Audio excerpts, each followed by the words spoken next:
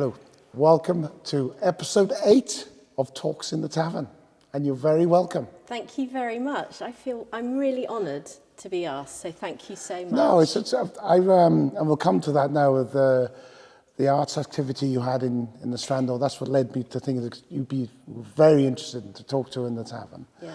But I'm very interested in people's journey to Builth Wells. So where does it all start for you, to your journey to Builth? So I was born in Glasgow. Right. And when I was 2, my mum got a job in London, and so we moved when I was teeny. So I'm very angry that I haven't got a really beautiful Glaswegian accent. So I'm half Scottish, half Welsh. Yeah. My mum's Welsh, she's born in Abergavenny, and my dad's Scottish, so we're from the Highlands. That's where Macaskill comes from. Yeah. That no one can spell, but that's fine. I just want everyone to know forever. I'll make sure I spell it. Yeah, absolutely. Just, that's fine. And to be called Blue Macaskill as well. That's always like this added bonus. Yeah. It's a double whammy. I was brought up in Brixton, South London, and went to art school and didn't know what to do, and went travelling and things. But the way I ended up in Wales was I applied to the National Library of Wales to do a year-long residency, which I'm obsessed with archives. I'm obsessed with history, personal stories. Yeah. I'm obsessed with who you are and how you became who you are and things like that. That's what drives a lot of my art practice. So I applied for this amazing residency to use the archives of the National Library to tell stories to schools. Yeah. So that we brought schools in, and I would go out to schools and run workshops and take things that I'd found in the collection. Ultimate job for you then. I actually could have moved in and been hugely happy there forever. So, and I was going out with this guy in London. Alex is from Chatteris. He's actually from the Fens. He's a farmer. Yeah. Arable farmer, Leek boy. And he would have been left in London, so I said, can you come with me? Because I'd rather you came than I don't know where this could go. Yeah. And he did. I was very lucky. We both literally just landed in Wales, and we were sort of, wanting to move forward with our lives and actually make a life for ourselves rather than just always chasing art. I think you feel a lot like that because it's quite a precarious living, a bit mad to want to do this. Very privileged though, but so we were really, really lucky that I was given the job because I was Welsh and I had Welsh heritage related to Aberystwyth and Mid Wales. And when we were here working, we bought a wee tiny cottage in Newbridge-on-Wye. Okay. Love Newbridge-on-Wye, absolutely brilliant village. And it's a lovely place to live, yeah. Weaved away, huge move, right? 5-6 miles down the road. You moved from Newbridge to Builth. Quite a move, had a big leaving party. Well, you moved from Radnor to Brecon. Yeah, I did, cross the bridge to the outside. Love Builth. Fell in love with North Road. Like, when you walk down a road and you go, how do roads like this exist? This is just a thing of beauty, Yeah. Like, fell in love with the Grove, just a magic. That connection between the... Huge, just a magic place. So many people have friends that live there. I know what you're talking about. And I know when you're walking up there, I know exactly what you walk, I just feel those trees just become friends. Yeah. They're powerful. Like in lockdown, the Grove absolutely saved our lives. I remember all of us sharing things about, is the Grove sharing your life? It's saving my life, yeah. So that's what you fell in love about Mid Wales. Yeah, absolutely. What you're describing there is something for us that live here and brought up with it. But sometimes we do take it for granted. Right. But hearing it from people that have moved to there, suddenly there's that connection. Yeah. Yes, I get that. We understand that. It really was. I think we could be ourselves here. It gave us the right to be us. Yeah. And we were being strangled in London, Yeah. And we then met people, and then people introduce you to people, and then things grow and they find out more about you. And you really, I think I really fell in love with connecting with wanting my children to be here, wanting to bring them up and wanting children to see their lives you know, surrounded by all this beauty and opportunities here, and that I think I could add to that if I could. Something interesting you said there, which will lead me into where I'm going now with the pottery, right? Wanting to be us. Yeah. Is that part of having the church hall and setting up that business? Please tell me all about the business, the name of it. So, Alex is a potter, and I do visual art, so I do like sculpture and film. Yeah. Not as good as this guy Sam. I can't remember his last name. He's the star filmmaker, but I love dabbling in kind of installation kind of film and things like that. And you really need to experiment. You need to be given freedom to try to work out what you want to do, and but you need to be responsible. You need to have craft ideas of how are you going to cultivate money and entrepreneurship and weave that. And so what we wanted, sillily being married to a potter, they need space because they have kilns and they have wheels. So we moved to Builth, and we had, you know, Little Newbridge, and we didn't have anywhere to make anymore. So the only thing we were looking out for is that kind of sort of space where you can kind of have something like kilns and things. And we were just so lucky it came up for sale, but I think lots of things were happening, weren't they? And it was a difficult building, and and then we were just really, really lucky. We fell in love with it, and it's now a pottery. What's the name of the business? So Moca Cymru is me. Moca Cymru, and the pottery is... And the pottery is, well, it's Alex All Press Studios is the pottery. And then Builth Pottery Hub came out of Alex and I setting up a social enterprise so that we could provide workshops in the community. Well, I've seen that. I've seen that all that you're talking about, your passion for the arts. You're able to now have that space. Share that space with the community. Very and they can important practice. To us. Yeah. So the pottery clubs that happen on Wednesdays, people come into the pottery and then they're evolving their own work then. It's really important, I think, that the course will run. It runs after school. It runs by having the doors open. People come in and then they can make things that come from their own imagination. Yeah. So we can talk about skills. We can talk about bringing on what you want to make, but how can you craft problem solving? How can you craft getting it to where you want to get it to? It takes a lot of resilience. Like, you know, they want it just to happen. Yeah. But there's also, I touched on it in conversation, there's that bit about, I find with creativity, right? How it helps my well-being and my mental health. Having that space, if you're doing pottery, you're creating and your mind is just so focused. You see that in people sometimes. Yeah.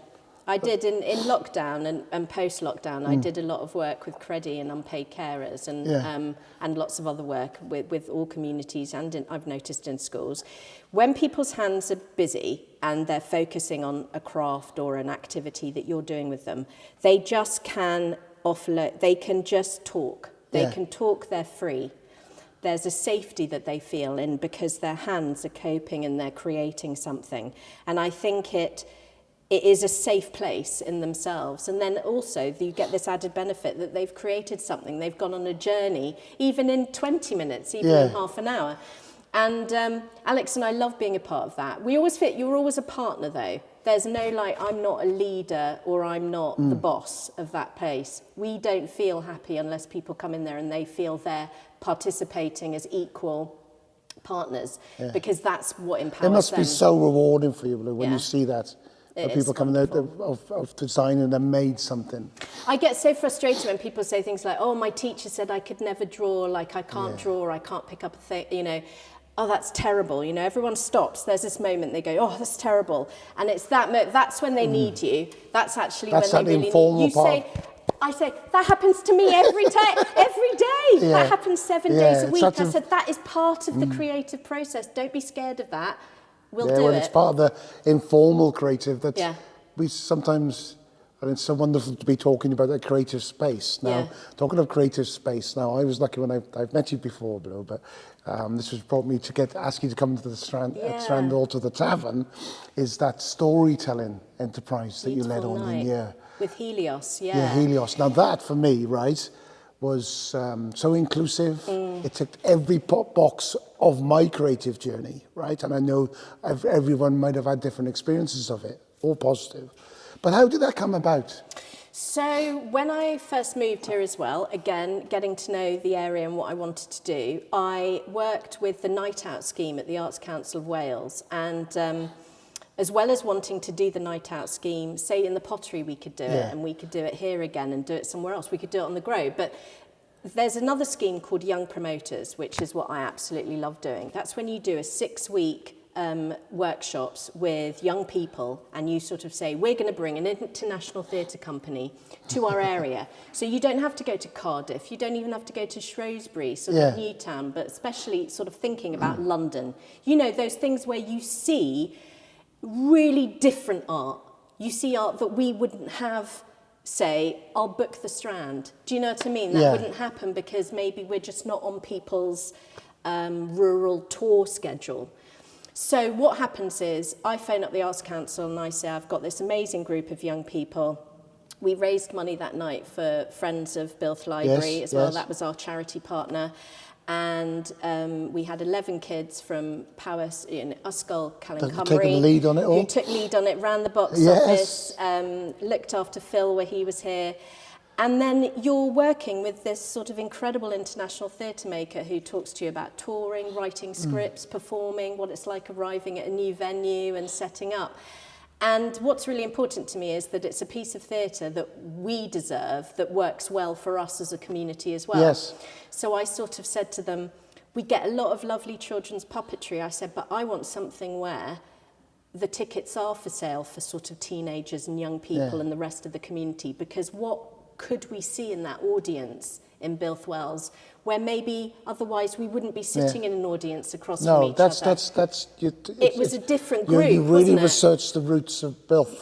For me, I was sat in there where there's such a mixed variety of people there. Really interesting and that's why, surprise, when you do that type of research, these things work. Yeah, and I want to do more of that. I'm pleased to hear that. That's really important to me, because it was, the conversations that night were really wonderful. Yes. Everyone talking about their Builth, their journey, what we want to see, what's important, what's to treasure, and what we have in common. And you talk about the accents, because part of that, the storytelling, what you did was very clever. The story, each would read out a chapter. It was wonderful, and there was so much the difference, the tones of accents of this is who we are, and then that for me, and I'm sat there, and I'm thinking that's what ticks the box, that it was right for our community, you know. And you're right, because like you pass people on the Grow, and we're so lucky to have that, you know. I love that, and you go, you're right, but you're right, there isn't that, like, maybe that extended sort of journey of for me, for what you did there, you have a great book sometimes, and you're passionate about reading the book, and you want to tell everybody about this book. What you did, you involved the whole book into the whole chapter. For me, as I sat there, and I'm thinking, I felt creatively, what can be achieved from this? And I remember the conversation I had with yourself. It was interactive. Yes. And everyone felt brave enough to interact. Yes. And you know, you did such a wonderful job. You were so good. You know, when he kept trying to pass it to some of the high school kids, and they were just like, don't look at us. And then the last few readings were done by that lovely A-level drama student. And you just thought, and they got better and better as the reading went on. And the way he came back to her to finish said, off. do you want to finish it off? She just lit up. I don't think she'll ever forget that sort of lovely moment of being drawn into that theatre. And I loved that. I loved that we went to a storytelling night about the act of storytelling. Yes, that's it. Didn't it really felt like we were sort of back in Homeric storytelling? And I think in this conversation, it just sums up for me a little bit about you. Right. What all that you've described, how you like the arts to be involved in a process of the community to be involved. That for me, that's piece of theatre. Highlighted that for me. Yeah, high quality. Yeah. Everyone deserves high quality. That's got nothing to do with feeling elite or like there's an elitism or sort of around art. And like, I just think, no, you just haven't found the art or the story you're interested in yet. It doesn't mean you're not interested, you know, and I sort of love that. And like rugby's an art form. You know, I always think of it as that art form. I absolutely love watching the girls, the Kites, you know, do their work on the Grow as well. And I think, as a woman, I think it's really exciting to watch all the strong characters Builth can be. Yes. That's why I think we're a really lovely town that can grow. And I've got to add into that, the Kite's social media setup is wonderful because it's a creative piece they're saying. Yeah. We're very much part of the sporting culture in Builth and in Mid Wales, and this is what we do. And it's wonderful to see. Yeah, it's got its own vibe, hasn't it? It has. It's very unique. Yeah.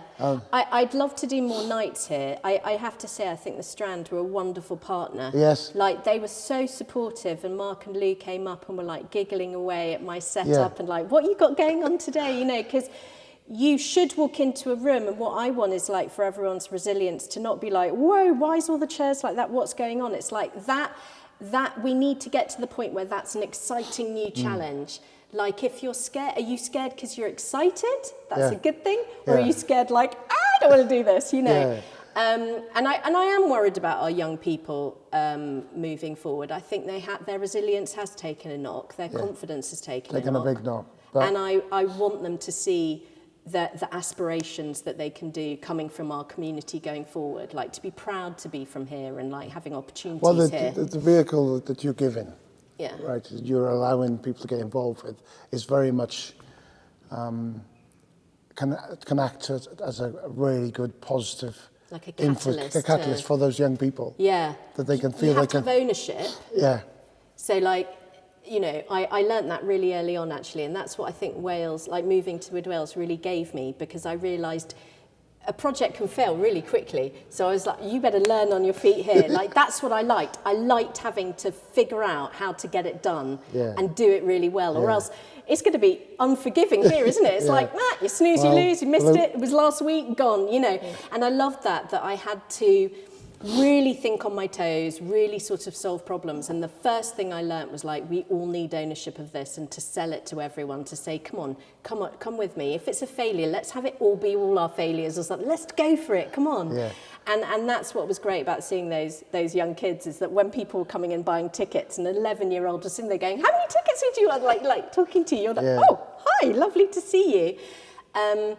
That's because that ownership of that night belonged to all those young people, and I think that's what sold it, why we were that different, unique, proud, you know. And thank you so much for coming to talk to me today. And you talk about ownership, and every time I go in, I have conversation, I'm excited about the opportunities with arts in the town, working with people like yourself. And thank you so much for your time, for coming to the Tavern today. Thank you and I look forward to hearing more and working with you in the future. Yeah, come and see the summer exhibition at Builth, at Builth Pottery Hub. Yes, thank you very much.